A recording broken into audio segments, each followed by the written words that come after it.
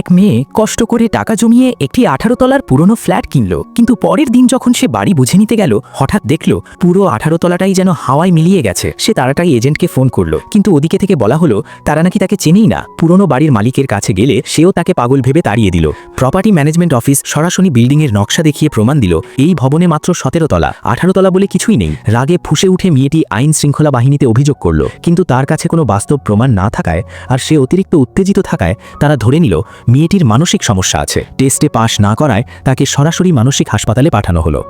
নিজের বাড়ি এভাবে অদৃশ্য হয়ে গেছে এটা মেনে নিতে পারছিল না সে, তাই মাঝপথে গাড়ি থেকে লাফিয়ে পালানোর চেষ্টা করল, কিন্তু সেখানেই গাড়ির ধাক্কায় ছিটকে পড়ল।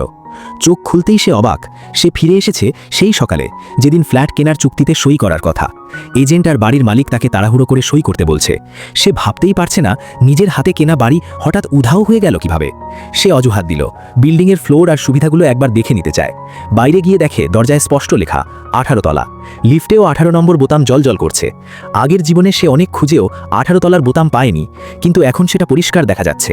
ঠিক তখনই এজেন্ট লিফট আটকে দিয়ে বলল, বাড়ি না নিলে কিন্তু 30,000 টাকার অগ্রিম ফেরত পাবেন না। এই টাকা জোগাড় করতে তার 3 মাস না খেয়ে থাকতে হয়েছে। তবু নিশ্চিন্ত হতে সে নিচে নেমে আবার 17 তলা থেকে সিঁড়ি বেয়ে 18 তলায় উঠল।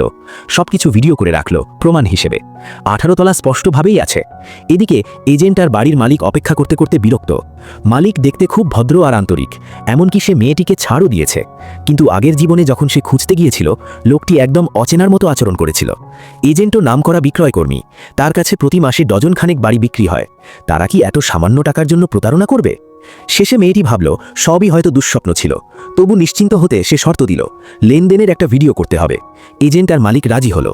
সে পুরো বাড়ি 360 ডিগ্রি ভিডিও করে ভিডিও অনলাইনে আপলোডও করে দিল। যদি কিছু হয় প্রমাণ থাকবে।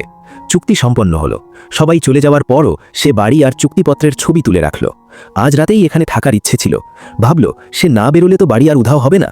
কিন্তু ঠিক তখনই আগের ভাড়া বাড়ির মালিক ফোন করে বলল, চুক্তির সময় শেষ, দ্রুত জিনিসপত্র নিয়ে যেতে হবে। বাধ্য হয়ে সে বেরোলো।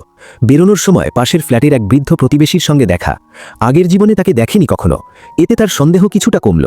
নিচে নেমে আবার গুনে দেখল, নিশ্চিতই 18 তলা আছে। নিশ্চিন্ত হয়ে সে ভাড়া বাড়িতে ফিরে গেল।